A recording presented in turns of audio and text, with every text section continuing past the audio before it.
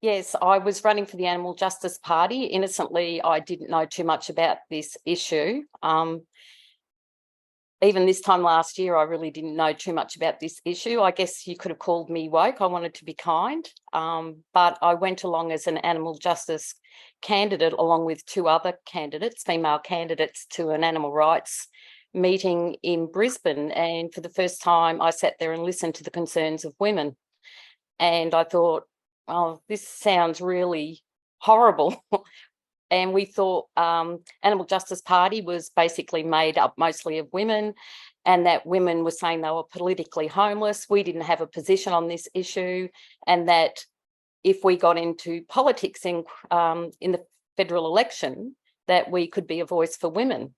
And anyway, what happened was one of the other candidates actually posted on her Facebook page articles about this issue, in specifically about the men in women's sports. I actually just like, and this wasn't under our candidates' profiles, it was personal profiles, and I actually just liked the articles. They were very moderate articles. There was nothing transphobic about them. It was just explaining the differences. I got a message not long afterwards, and I was told I had complaints made about me, and that I had to go in and speak to the Queensland Committee to answer to these complaints. And I had no idea what they were talking about. And so, because we're actually sent along to that meeting by the Animal Justice Party in Queensland to find out a bit more about this issue. It was not mentioned when we went for our candidates issue. It wasn't a position of the party or anything like that. Anyway, so they said, no, you just need to come in and be accountable for your actions. And I said, well, what did I do? And they said, oh, well, we'll tell you when you get here. And I just said, well, no, I was a union delegate in the federal government, and you have to tell me why I'm being called in. You can't blindside someone. So they sent me a screenshot of me just with a Facebook like, not even attached to an article. So I had to work out what the article was. So myself and two other candidates were, we had to meet in a park north of Brisbane with the committee, or some of the committee, and 3.5 hours we got spoken to about how unkind we were and the damage we were doing to the party. And anyway, it was 3 weeks out from the election, and I had already resigned, but they didn't want me to resign. They wanted me to stay. And I said, okay, well, I can't peddle this. You can use my name because it's 3 weeks out from the election, or just 3.5 weeks out from the election. And that wasn't really good enough for them. They wanted one of the candidates to actually go out and push this ideology when she went out and spoke to community groups. And she was going, I can't do that. I don't believe in it. And anyway, what happened was a trans activist actually wrote a post on Facebook and tagged myself and one of the other candidates into this post and called us transphobic and bigoted. And so we got a pile on. So he tagged us under our candidate profile. And the Animal Justice Party came in and actually incited aggression towards us. And so we got a pile on, and we got a lot of threats. One night, not long after I got the police that came out here, there'd been the police wouldn't actually tell me what it was about, but it was 11 o'clock at night, and they were concerned. I think they thought I was being held hostage. I opened the door and they kept asking me if I was okay, yet they wouldn't tell me what it was about. And they stood there for quite some time asking me questions. And then once they were satisfied, they said they'd have another look around my front yard, and then they would check the street out. So I never knew what that was about, but it was around this time where the Animal Justice Party had actually incited people to be violent towards us. So they put out a statement to the public and made out that rather than we resigned, we were encouraged to resign, which was a lie. And then they said that me included had made transphobic comments. I had never put anything on social media. I had never commented about this issue. The only thing I had done was like the article. And the other candidate, she had only shared mainstream media's articles on men in women's sports. So that went on for some time. And I was really quite shocked because I didn't know a lot about the issue. And I couldn't understand why I got such a pile on. Like, I was getting comments like, when I said I resigned, they didn't ask me to resign, I resigned. And I was getting comments like, doesn't matter how you get rid of the trash so long as it's gotten rid of, those sorts of comments. So it just, and then I got more and more involved in this issue and found out more and more about it. And it's just shocking how politics is so captured by it. And there was a politician, he actually lost in the Victorian elections in 2022. His name's Andy Medic. He's got 2 children and they're both transgender.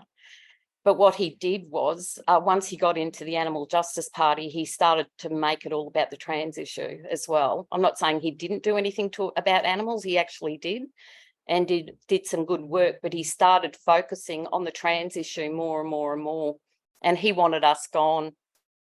And he led this hate campaign. And because I was an animal activist, I'm still an animal activist, but a vegan, he went on, so he's from Victoria, went on to the Queensland vegan pages and started lying about how we were asked about this ideology in our candidacy interviews, and that, you know, we had basically hijacked the party by lying that we were opposed to gender ideology.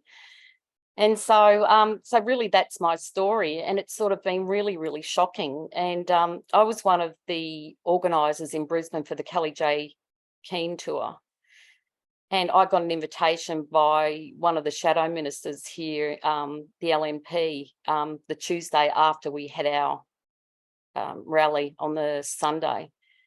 And the LNP seemed to be as though they were going to vote against the bill. But I think what's happened with more redeeming, the LNP now is quite afraid of what's going to happen to them. So I don't think, this is just my thoughts, it hasn't been confirmed, that the LNP now will change its stance on not supporting the bill in Queensland, but that's yet to be seen.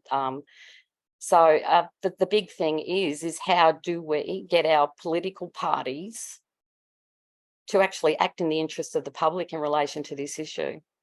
And that is our hurdle that we have to jump.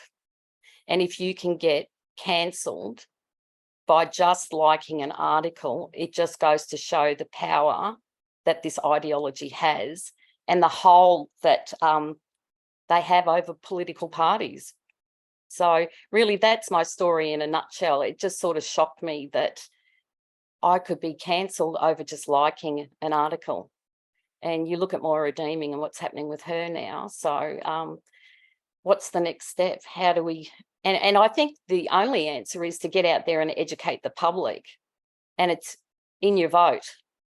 If political parties see that they're not going to get voted in, what are they going to do? They're not going to stand by gender ideology unless, of course, one of the next steps is women no longer have the vote.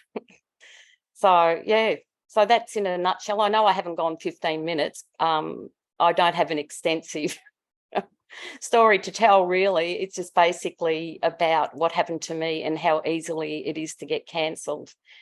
And once the trans activists have you in their sights, there's no going back. But the good thing is, once you've been cancelled, there's nothing more they can do to you.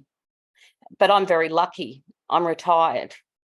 And I can totally understand women that still have a career ahead of them. They've got bills to pay, they've got a family, and how scary it is for them to come out when they've got so much to lose.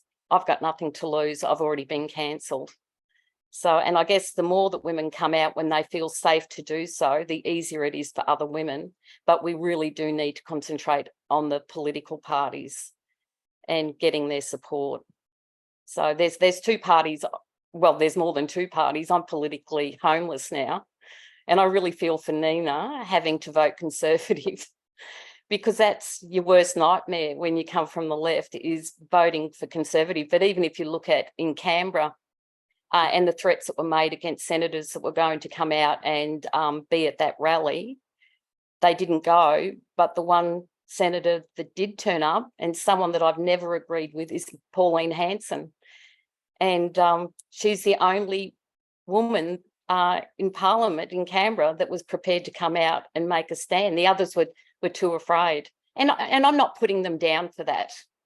It is scary. And now after what we've seen in Wellington today, they finally shut Kelly J down, and that's what they wanted. But they didn't succeed, because what Kelly J wanted was to get the conversation going. And that's what has happened. And the trans activists are saying they have won. They haven't won, because the whole purpose of Kelly J coming out here was to get a conversation going. She's made the front page of The Age. The Australian. The Age is now speaking to organisers from other states, asking for statistics. And I actually had a Courier Mail journalist that contacted me after the rally, and he wanted to interview me, and he did for 45 minutes, but he actually listened to me, and he was writing a balanced story. It never got past the editor. So it is a massive hurdle that we have to jump over, and it's going to be a struggle. But as Kelly J says, she never loses, and I really believe her. And I think what we saw in Wellington today will the solidarity between women across the globe, that's just strengthened that. Like, it broke my heart. I was watching that live, and as someone that had the good fortune to work with Kelly J and to meet her when she came out, I've got so much respect for that woman. And to see her in that situation, I think all the trans activists managed to do today was increase the resolve of women across the world.